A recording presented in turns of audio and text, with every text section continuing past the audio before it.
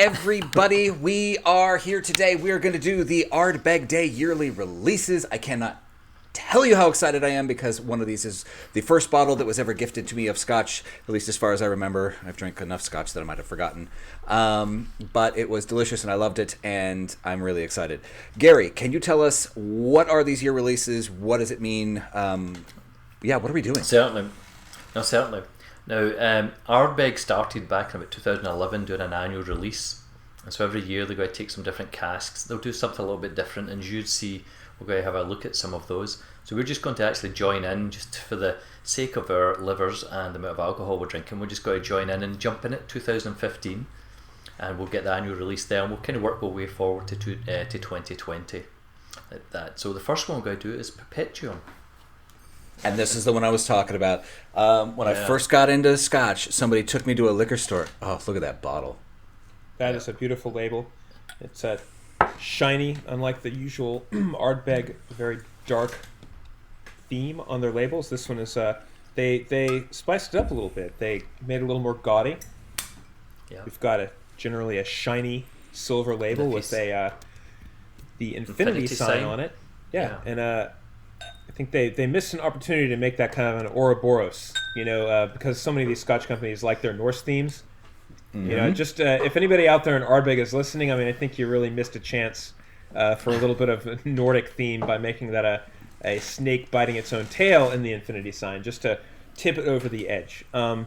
Also, it looks like this was the, if I'm not wrong, 200th anniversary bottle, 1815 to 2015. 1815 is when it officially got its license. It was a John McDougall was the one that got it, but they'd been started illicitly, allegedly, since 1794 they were making, which isn't we've seen that with lots of distilleries. There was that illicit period, but in 1815 is when they officially got the license, and Ardbeg, as we know it, started the production like that, and basically they've been off and on all the way through to today. And most recent history, just to kind of jump back on that, is in 91 they actually closed. Now not enough volume, just all the industry problems, but they were reopened in 97, and really the Ardbeg of today is the Ardbeg from 1997 onwards from that. And so they relied a lot on a lot of the old stock while they're getting started, and we know we've talked about the Ardbeg 10, and then as they're getting into the 2000s and 10s onwards, they started to do an annual release, and Mickey Head, their distillery manager, he was the one that's been really driving that, and he's basically the committee chairman of the Ardbeg committee, which is one of the biggest fan clubs for whiskies. They've kind of got about 100,000 members, and every year these bottles come out, and they quite often have what they call the committee version like that. But this Perpetuum was the celebration of 200 years, so the nice the silver label and its nice descriptions, Ryan. Now let's actually talk about it. Now we know it's ppm. Usually now Ardbeg's that 54, 55 ppm. They're known before Octomore. They were basically, that was the peatiest, the high end peatiness side. So Gary, with these yearly releases, there's usually kind of a gimmick, right? Yeah. So what's the gimmick for Perpetuum? Is it just sort of a straight ahead whiskey because this is 200th anniversary?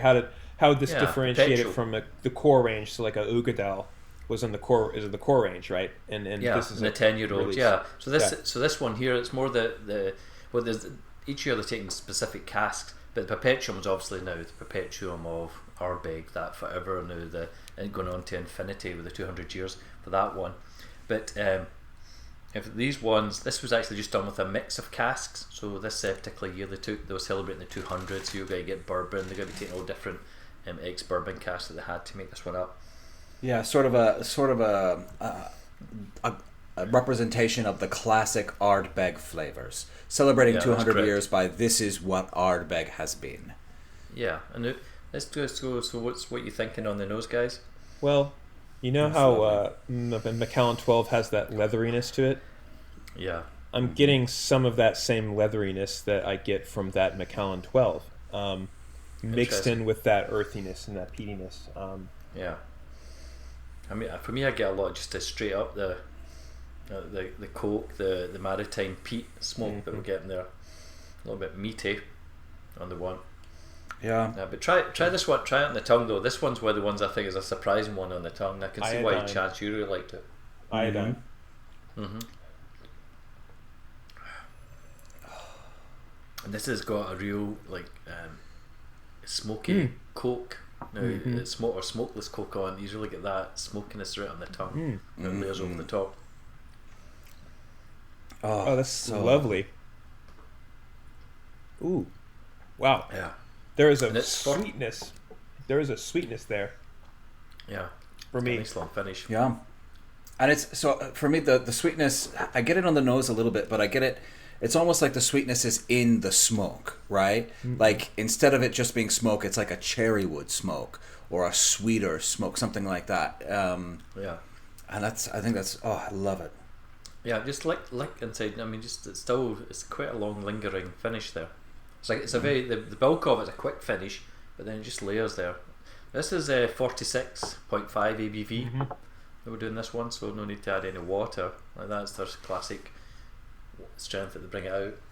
This is not overwhelming in the same way some people would say, like the Lagavulin or the Lefroy would be overwhelming to some people. This is really, really good. I find It's it like quite mouth-watering. Yeah, but I find that the flavours are very clean. It's very clean, like a charcoal clean. It's very. I don't find it's not like a. I'm not getting the oily that I might normally get out of some of the Ardbegs. Like the clean that you're talking about, I'm lacking some of that oily texture because it's just so smooth and sweet. Yeah. And delicious. Yeah. I mean, you're doing your glass. It's got its usual nice legs on it, so it's got a little bit of oil. But you're right. Maybe not. Oily isn't the first thing that you think about when we're doing it. Let's see what we get from the old macadam hand test here. So these ones, so it'd been a mix of casks. So it's going to be, man, it's just going to be a classic bulk of a bourbon, particularly in 2015. Oh, what? Yeah, I'm not getting too much. No, I'm not. I Either. mean, I'm getting. Well, the bourbon, the leatheriness that I'm getting on the nose is not transmitting to my hand so well. yeah. I'm getting mostly the bourbon. There's something there though. What is that? I'm getting like a baked something, like a. Wait, is it just my skin? No. Maybe your skin. Did you douse yourself in? It's the Axe body spray. I'm getting notes of it, of Axe. Coconut. Oh, yeah. And Sport Fresh Axe body spray. Yes. yeah. Sea spray. No, like. Well, maybe. No, it's got to be the barrel. This is a good. This is fun. So the smoke for me is not coming through on the hand test whatsoever. Yeah. Not really. There's not a lot. It's like going there when you get in the cask. What's good? I mean, this is fun. We're jumping in 2015. It was halfway through. They'd already had several really strong offerings. In fact, every year these get really popular. Okay, so I'm going to bring us back here just momentarily. You guys really aren't getting anything? Because I think I figured it out. I think it smells like a box of croissants when I first opened the box. That's a bit out there for me, but... Yeah. It's possible it's just me. I also did just have La Madelines for dinner, so maybe I'm just getting some... Now, don't burp right before you sniff your hand there, Gents. Mainly, I'm getting the bourbon cask on my hand, and what I'm noticing is not so much that I'm getting something, it's that I'm not getting the smoke and the peat, which I do from a lot of these other Ardbegs. Interesting. Yeah. Huh. Man. Yeah, which you'd kind of expect a little bit more. That. True. And what's really good about this is I love this doing a horizontal, because effectively every year they take some casks. Now, effectively, you could say these are non-age statement whiskies, because it's that annual brought out, the mixing. So I'd imagine it's going to be between 8-year-olds and maybe 12-year-olds they're kind of using to get these mixes up, and they'll maybe occasionally throw in a little 21-year-old or 22-year-old into that mix there to get the particular flavours they're going. So the next one we're going to move on to is the Dark Cove, and the Dark Cove, as it suggests, was supposed to have been like much the darkest of it. And what's really good actually, so I've got them in the green bottles, so I don't really get to see it till it's in the glass. But I know both of you have got the sample bottles there, and if you actually had them, you're probably quite. It's quite. As you can see, that one is dark from there. And I think in subsequent years, at the time, this was to be the darkest. But in subsequent years, there's some other ones we'll come upon that are quite dark as well. So I'm just going to pour myself some of this one. Yeah, so your label is light colored there, Gary. Is that because that's a UK bottling, or is that a committee release bottling, or? Yeah, so very good one. See there, there's that little red circle there. That's, if you ever see that in the bottles, that's the committee release. So what they do is they have a committee release version in about March of each year. And so this one, it's 55% alcohol by volume, but then they would have released a more commercial one 2 or 3 months later. And so this is like the first now committee one that we're getting to. Well, the Perpetuum was like, it was just like a celebration one. The Dark Cove one is a committee release for that one, so it's a little bit stronger. It's allowing the members, the committee members, so to speak, to water it down themselves. So you're on the Ardbeg committee. Is that true? You're on the committee. How do you get on? How does one get on the committee? You too can be on it. You just have to sign up. It's free for membership. It started in the year 2000, and it celebrated its 20th anniversary this year. But everybody can, and what they do, they'll give you a heads up by email about when the new releases are coming out, and they'll tell you so that you could be ready at your local purveyor of fine liquors to go and hopefully pick up. Now this one, I mean, on the nose is a lot more. You've probably seen it's a lot more different on the nose than the. Yeah, I don't really get that leather. This feels more, honestly, I'm getting more of a like a whiff of the. There's more sweetness forward on this one than there was with the Perpetuum. Yeah. For me. Oh yeah. So this Gary, one, so my local liquor store would get a couple of bottles of the committee release, and then they would also get bottles of the plebeian, like proletariat release. Yeah. Okay. No, it'll be the commercial release. Will be like now 40. That'll be more down to like 46%. Yeah. And they'll have a lot more. They'll have a lot more cases of them. So there'll probably be a couple of bottles of the committee release, and that's just say this one's at 55. So a lot of people talk about the difference between them, but effectively it's just watered down to it. But you get that choice of you watering it down. And the cool label, the limited release label. Speaking of labels, and there's labels. This is a rather understated label. If you look at the actual production release, there's a lovely crescent moon symbol with a kind of a Celtic knot looking symbology on it, and then the rest of it is outlined in a darker embossment on the box, and that symbology does not make its way onto the bottle, which just has Dark Cove on it. Really understated label.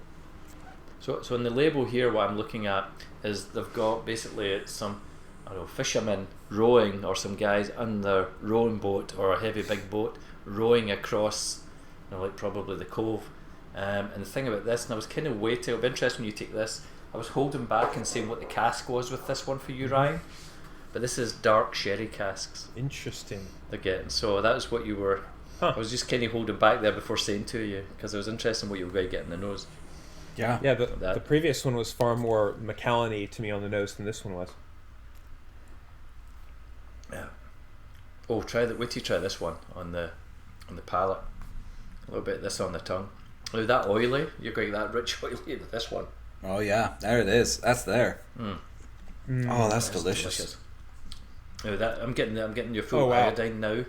This is full iodine. I mean, this might support a little bit of water, but I think tasting a little bit like this, and then we'll maybe add a little bit of water to it.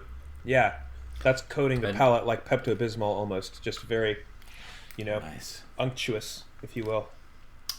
And what type of fruits are you getting? Because I'm certainly getting fruits here. Very dry. More like drier raisins or something with it. I could see raisins, yeah. Could see and spice. A little bit of spice as well, isn't it? Yeah, dates. Yeah. Oh, and like our old friend Old Pulteney. If you actually think about it, you get a tingle there. You get a tingle, that salty tingle as well. Yeah, a little of the sea spray. Yeah. This one certainly gets very alive in you. This one's very complex. Palate. Little meaty. Yeah. This is meaty. Very like savory. This is there's some umami, I guess, on this for me, like pork. Yeah. Bacon, ham, something like that. And this one, and they particularly did it on purpose. They've done ranks of like the smokiest. Now, if we say like an Ardbeg 10 on a scale of 0 to 20 is like a 10, they've done like smoky scales that people have done over time, and we'll say like a 20 is up to more like that. This one would usually get like about a 16 or a 17 because it is like smoky within a smoky world. This is smoky. So if we say Ardbeg 10 is like a 10 smoky, this is like we'd get like a 16 or a 17. And I think you really get that when you put it on the palate. And the finish on this is quite smoky for me. Yeah. As well. Let's see what the old.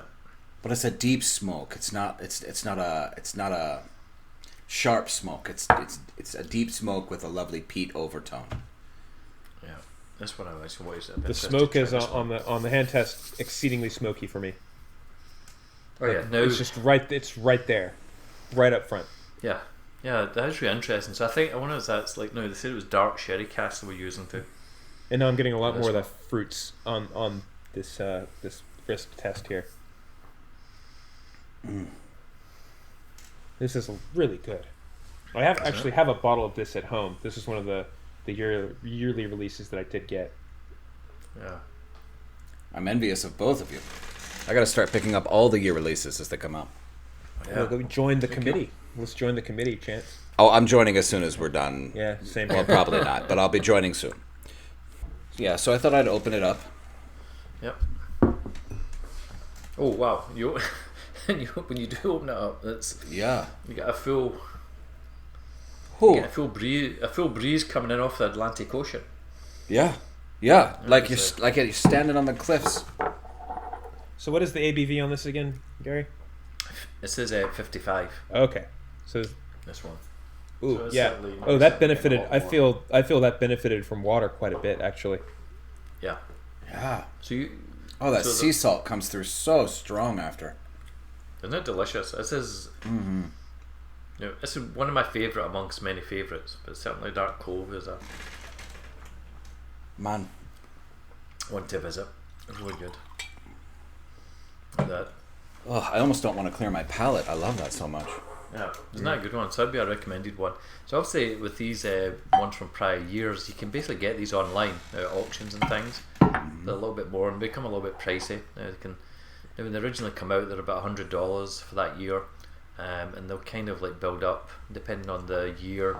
They'll kind of go up to $500 or $600. Like when Ryan gets himself a bottle of the Ardbeg Day again, it's an investment. I think my whiskey collection and my assault rifle collection have both appreciated far more than my 401k has over the years. So, so speaking of appreciation, Gary, I noticed on this trip we're going 2015, 2016, and then we're skipping to 2018. A year.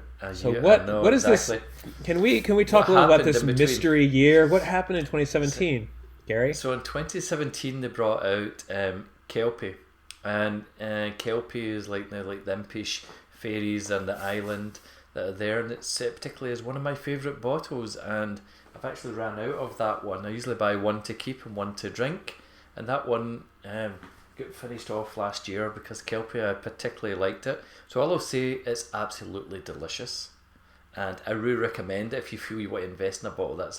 You will not regret investing in a bottle of Kelpie. And now we know what to get you for your birthday if we ever have $600,000, $700,000, $800,000, $9,000, $20 million. Yeah, exactly. There you go. A video of Kelpie. Us drinking Kelpie, Chance, and sending it to Gary. Yeah, exactly.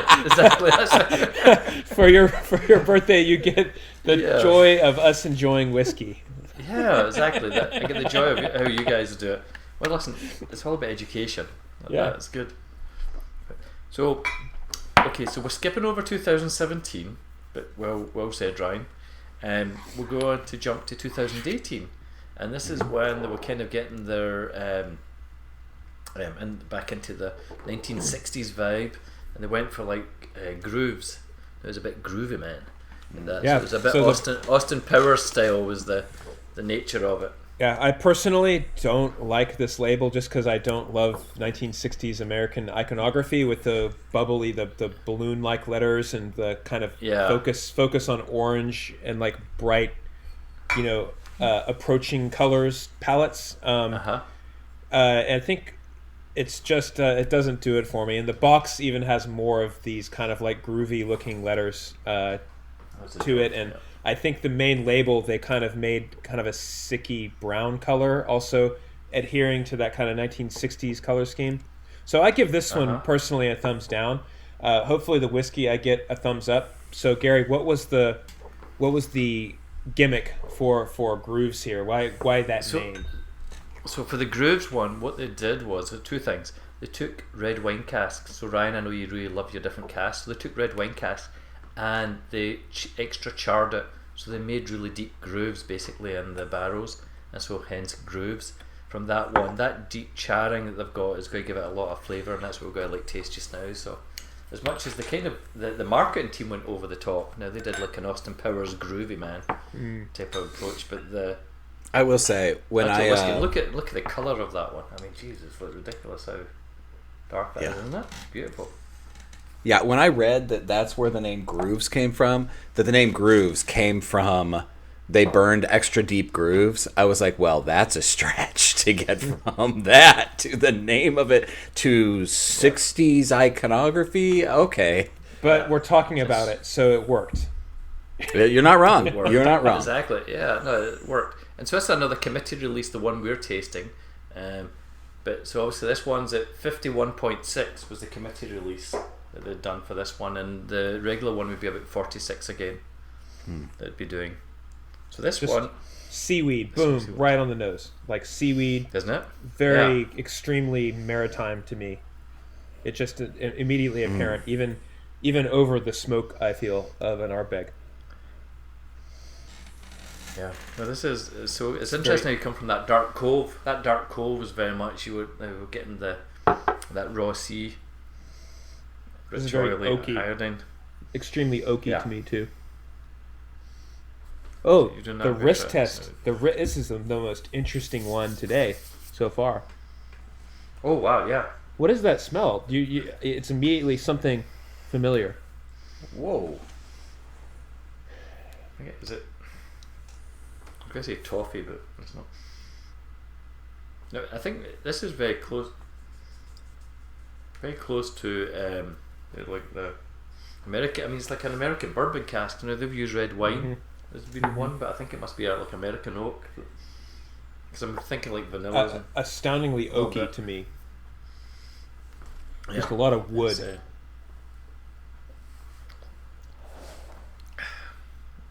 Yeah, maybe like oh wow, it's salty, isn't it?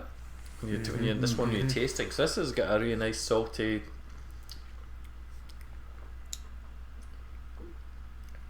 Bacon, little dark, little salty bacony. Do you know what? I'm sitting looking at my leather seat, looking over, and this I'm getting like old leather, but not like new leather, not like the new freshness that you sometimes get with the Macallan. This is like an old leather at the back of there that I'm getting. I know I'm putting thoughts in your head like that. It's really weird because I don't get like a lot of the red wine type aged. I don't really get a lot of that in it. Maybe that's because the charring took away a lot of that, and you're left with that influence from the wood and the char, which is why I'm kind of getting the campfiriness and the oakiness. You know? Isn't it? Yeah, it's a little bit more the campfire this one goes with. Well, and it's interesting, right? Like, so they burn the deeper grooves into the wood, which of course increases the surface area of the wood. Which, similar to like when you use a quarter cask, you get a higher surface area to the thing, to the whiskey. But also, I wonder if it allowed. We've talked about how whiskey going into and out of the wood is how it ages. I wonder if because there were grooves cut into it, if that allowed it to enter and exit at different angles that affected it as well. Because normally, like a bourbon plank is just flat, right? So the whiskey goes in flat, comes out flat. But this, if you've got texture, then that's an interesting way for the whiskey to seep in, almost more like a sponge. I'm wondering if it increases the actual porousness of the wood. They don't. Good point, but I'm thinking it's more. It goes deeper, so it's going to go deeper into the wood. So it's already starting. So then when it seeps in, so it's maybe supposed to pull out more. So I was expecting more of the red wine to actually influence this one. There's very little that I can taste, if any. It must be one of the secondary characteristics of the red wine, because I'm not getting this sort of like we experienced with the Long Row Red, which was port cask aged for I think 11 years. That was just like this is absolutely aged in port. But this, I think this is just probably final matured in port in red wine probably. It's not like it's not overbearing or anything. I mean, it's certainly a delicious whiskey. It's interesting from just having done the Dark Cove, because that Dark Cove is so darn smoky. This hasn't got the same level of smoke on it. This is much lower in there. Yeah, no, it's more. It's less really smoky, good. more astringent, more peaty, more. Oh god, it's lovely though. So with these casks, they don't just ship them over and they don't just glug glug glug pour whiskey in. They actually scrape them first, right? They kind of scrape it down the surface of the wood as well, right? They don't just fill it. Well, they're going to char it. I mean, they're basically going to put it in the heat is going to go up the middle of it, and depending how long they're exposing it to the flame, how charred they're going to make it. So this one's a deep char. I mean, they're really burning off that inside part of it.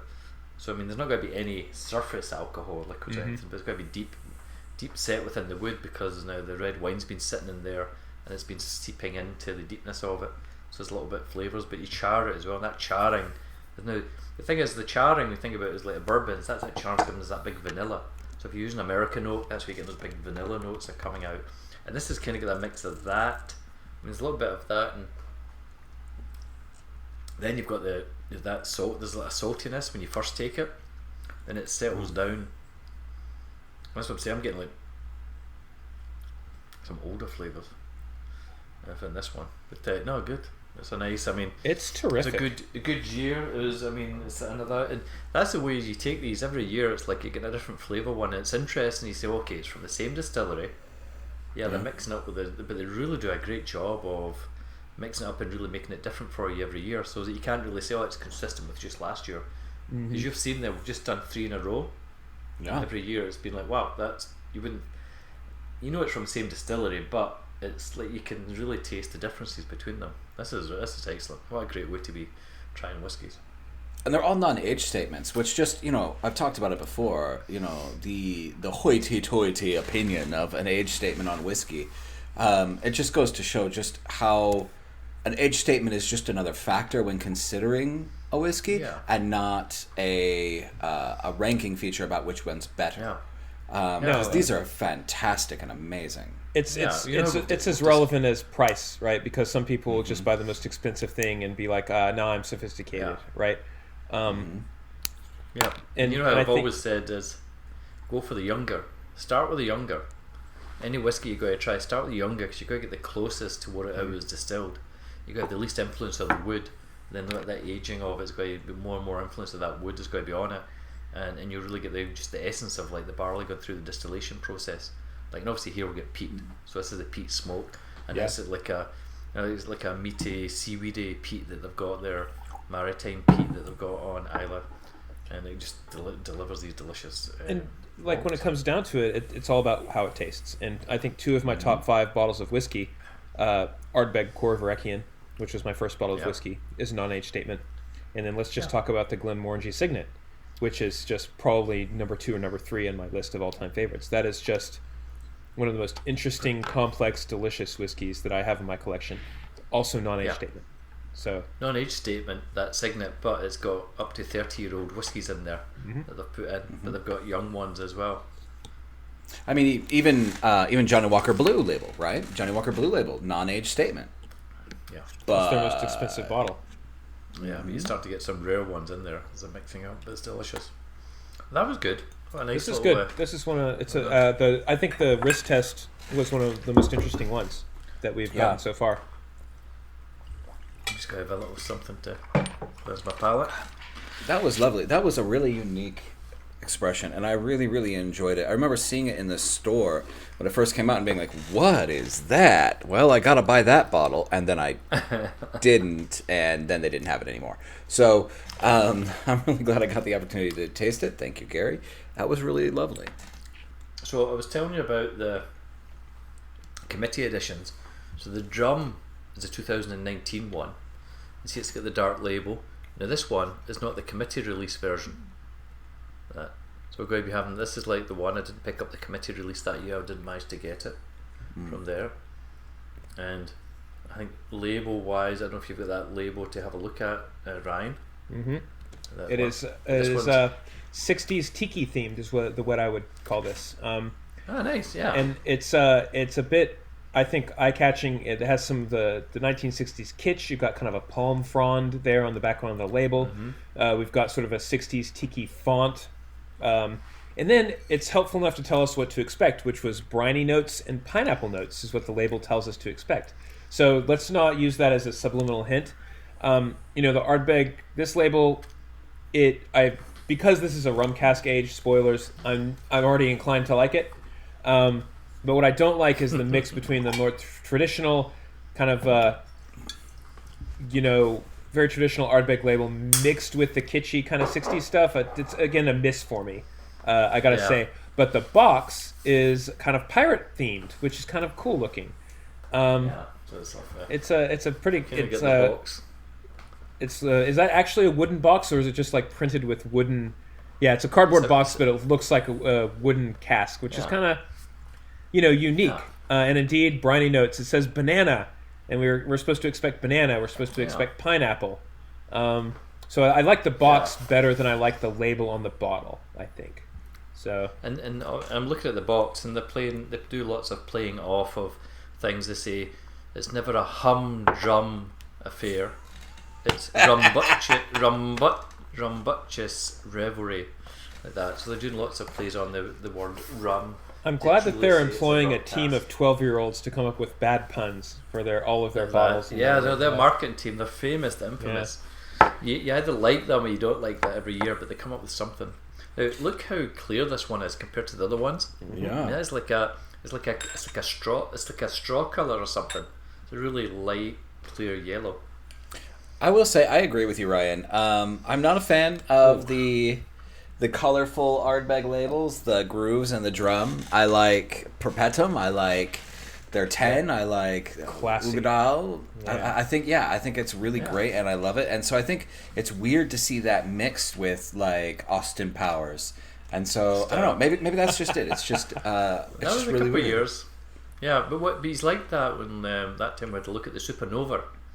They've got the beaming up. So a little bit. That was Men in Black style, the UFO beaming the people up. Yeah. So bananas, bananas. Yeah. Just straight up. Yep. And it's ripe bananas. Do you know that when I was younger, I would take a banana. I used to like it was nice and ripe. I used to put a little bit of sugar on it and mash it up. Mm-hmm. It was like a nice ripe banana. And this reminds me of that. Straight up bananas. Many moons ago. This is bourbon and sherry only. No, bourbon and rum only. No sherry. Bourbon and rum. Yeah, this is a rum cask. And that rum is, on the nose, that's the first thing. I was more getting this as a remnants of the rum. I could smell this all day. This is just... I know, isn't it? I'm busy. Yeah, you're right. I don't even want to put it on the palate. As you know, folks, I'm a rum connoisseur. I love rum. I love its diversity, and as we'll find out, I think, in a future episode. Hint, hint. Nice. What's interesting about this is so we did a little bit of a rum tasting with Ryan a while back, and this smells like it was in a drier rum cask. Like I don't remember what the region was for rum because that's much more your right thing, Ryan. But I would almost guarantee you that this is Jamaican rum cask. I would put money on that.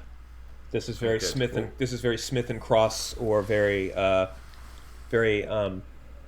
plantation, or very that's so good.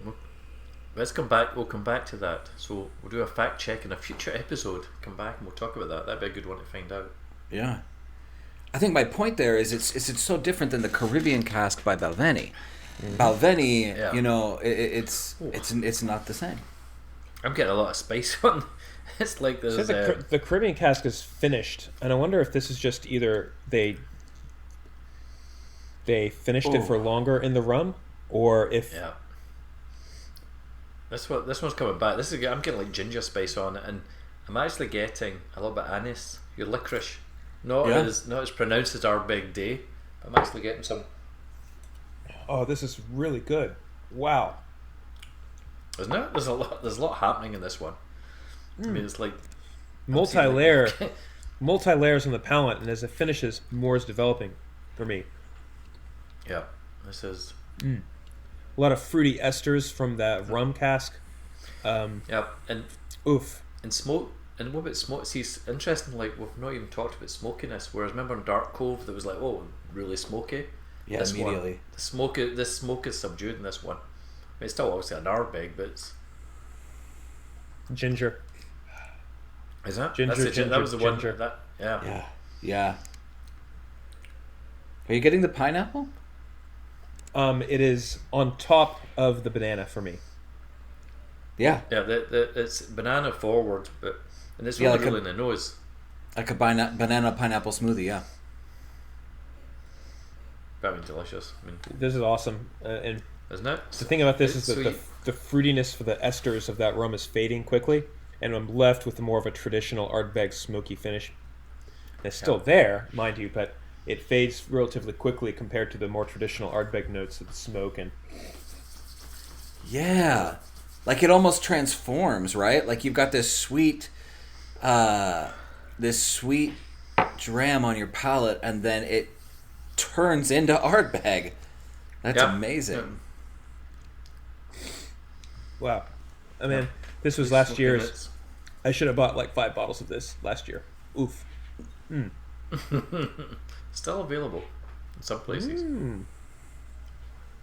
46 degrees, that ABV, this one. So this one already, not the committee version, this is the commercial release version, and still good. I'm going to add a drop of water, nevertheless. Yeah.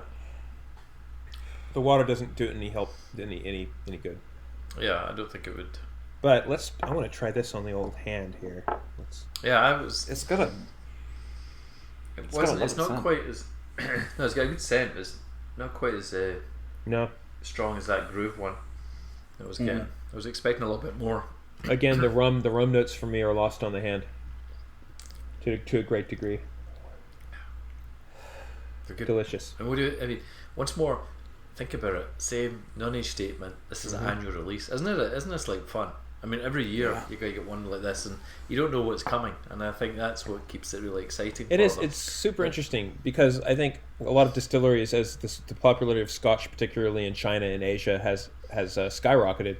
There is less and less to go around to keep in those casks for the extra, period of time. And I think that's why a lot of distillers have been stepping away from age statement and older aged whiskeys. Like we know that Lagavulin has, Laphroaig has discontinued the 18-year, for example. And Ardbeg was silent for several years, so they didn't have the backlog of aged whiskeys to bottle. But they've really made something out of. They've really made a situation out of no situation at all. Yeah. Right. Exactly. So they've used their They've stocks. got us buying. Yep. They're using these stocks, using them wisely. They're mixing them, and the one traditionally, Ardbeg, and it'll probably surprise you. Ardbeg was known for its traditional one before it got into doing all of this was a 10-year-old and a 17-year-old, and you've probably never seen a 17-year-old. But the 10 and the 17 were the two of their standard ones before they started bringing in Ugadal, Curry Vrecken, and I know those ones there, but that was kind of what they had before. Yeah, look out for that. If you ever see a 17-year-old Ardbeg, it's worth a grab because that's actually one of the older ones you won't get. That's a keeper. It's just spectacularly good, I have to say. And this is the most unique for me out of the committee releases. I think it has a very un-Ardbeg like, this is at least it's the least. This one's that I'd say is the least smoky from what we just had, even like in the years that we've had there. I mean, like that dark Cove was really smoky.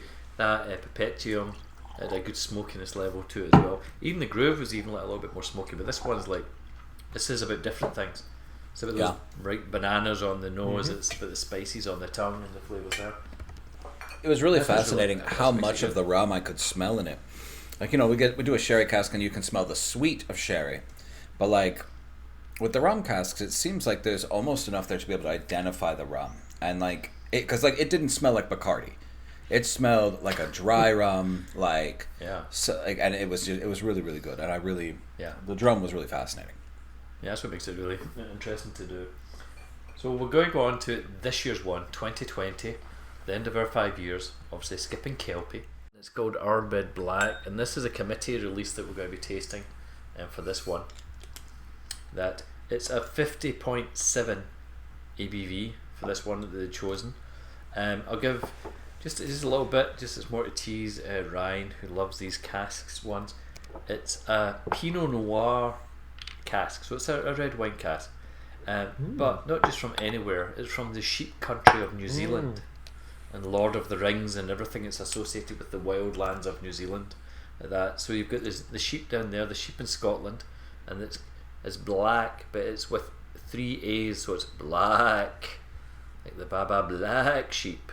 You can see they've got a black sheep on there. So I don't know, Ryan, any feelings for what they've done this year? We're going with like this extra extended black.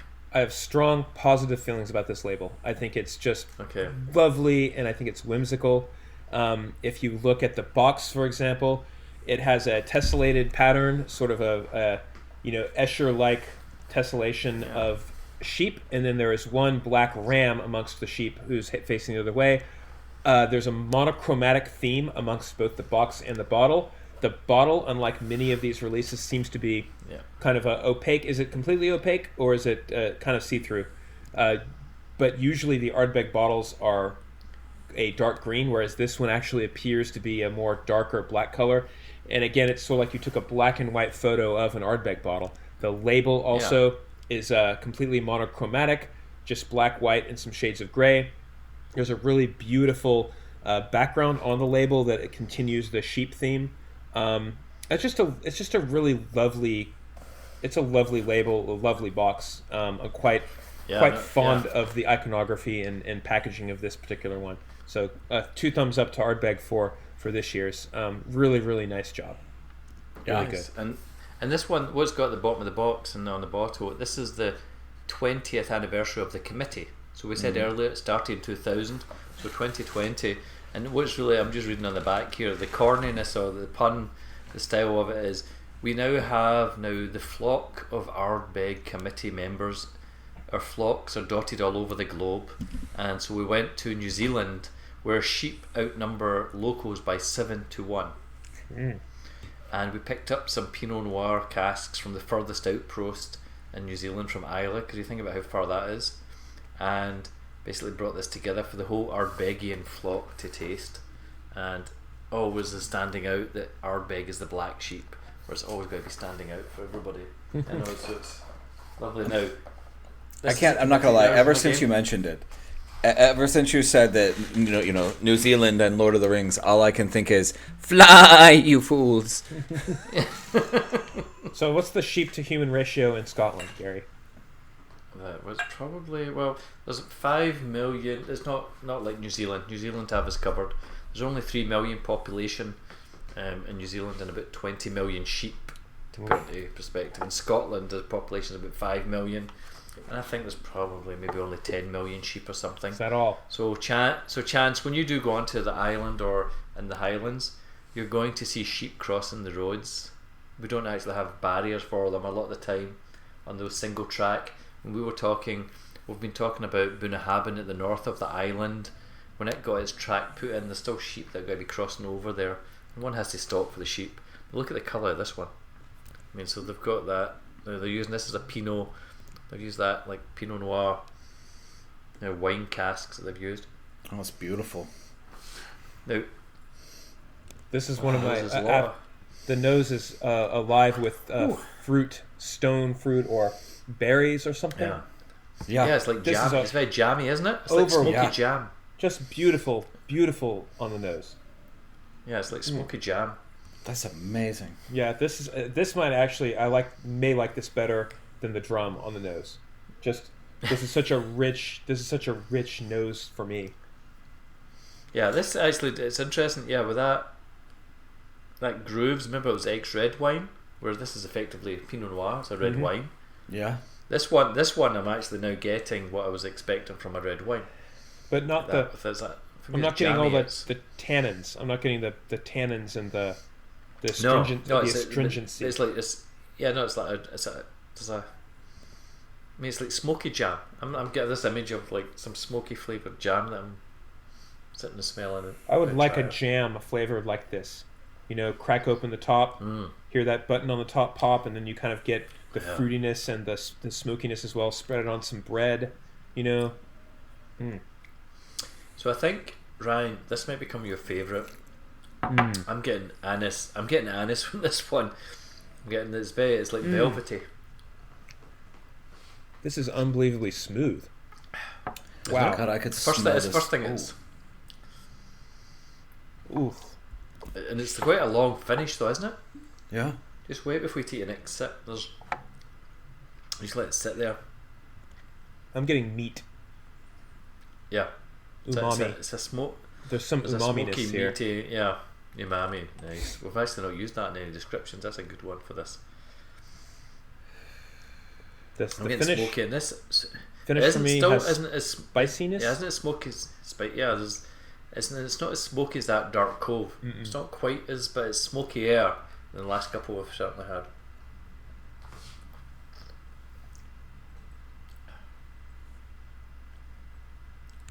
This is nice. Yep. I'm certainly getting smokiness in this one. That's the words that are coming to mind when I'm thinking. It was very velvety, smooth. There's a lingering black pepper on the finish for me. Yeah, the cracked black That's pepper. what it is. Yeah. So this one is. So it's not a ginger. It's a black pepper. You're right. It's a.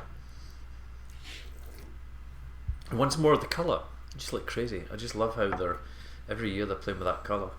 To me, the attack on the palate does not match the nose, which is super interesting to me. The palate for me, the attack is more very spice forward for me. Yeah. Smoke, spice. Yeah, this one. Yeah, you're right. That's sweet forward. Yeah, it's a very different character than the drum, which is sweetness a little bit forward for me. But this one, this attacks with a more pepperiness, like a. Yeah. Nice. Got a little spot of water on this one. What's the ABV on this one? It's just 50.7. It Okay. actually tastes a little bit stronger, but it's not that. Just put a little bit to. Actually, on the nose, I don't want it to be too watered down, so I really enjoyed that on the nose. That one, the water's not doing jamminess that we're getting. the water's not doing any favors for me, and it did dilute that jamminess on the nose as well. Yeah, it doesn't need the water with the. Oof. Still got a. But anyways, this was like really good for a good nice finish to Ardbeg. That for today. Going through the range, to the back end of the range. So, what are your final drams going to be? I think we should move on to that. I've got to try more of this drum. That's all there is to it. I'm drum. I'm a rum aficionado, and this is by far one of the most interesting noses that I've ever experienced on a peated whiskey. So I'm going smoky, and I'm going back to some Dark Cove. I literally Also just a good poured Dark choice. Cove in my glass. oof. Yeah. Like, I had to. I was like, oh my god, it was so good. Those bananas. It's like a smoky pina colada in there. Delicious. Oh, that's an excellent description. See, you could be working for their marketing, and they'd probably stick that on smoky should. pina colada. Yeah, that'd be amazing. With the dog serving the pina colada. Yeah, exactly. Shorty the dog. All right, gentlemen, I'd like to do a quick cheers. I did finish a bottle of scotch this week. I finished a bottle of Auchentoshan in 12. So, to its memories and to the delicious drams. Cheers. Okay, slange. Cheers, guys. Slange. And then, as always, it is so much fun to get together with you guys and spend a couple of hours just going through one of our favorite things. I can't wait to see you guys again next week. Next week, we are going to Lagavulin, unless I'm mistaken. And that's going to be a great episode. We're going to do the 16, the distillers. We're even going to get into Ron Swanson's Nick Offerman edition. Like, it's going to be great. So, yeah. Gents. Excellent. Slange. Another good session. Slange. Slange. Well, that completes the gentleman's look at the yearly releases from Ardbeg. Thank you for joining us this week on A Dram and a Blether. And as always, please drink responsibly.